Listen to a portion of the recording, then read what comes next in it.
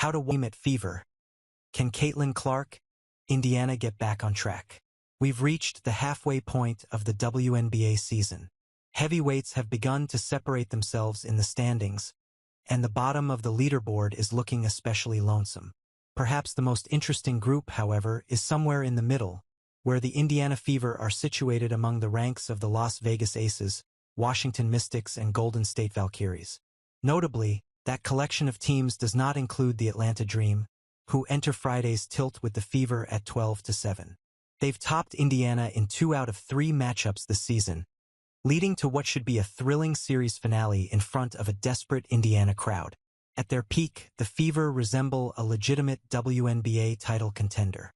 At their lowest, well, look no further than what happened Wednesday at Gainbridge Fieldhouse. Golden State's stout defense held Indiana to just 61 points on 30.9% shooting from the field, with Kelsey Mitchell contributing a team-high 12 points over 30 minutes. Clark was largely ineffective, recording 10 points, 6 assists, 5 rebounds, and 4 turnovers. Unfortunately for Clark, that performance wasn't exactly an outlier. She's understandably struggled to stay consistent as she's battled various injuries, but Wednesday's outing marked her 6th game out of 10 shooting 36% or lower from the field.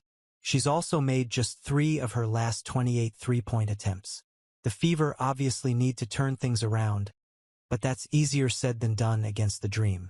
Atlanta has been every bit as suffocating defensively as the Valkyries, albeit with plenty more polish on offense.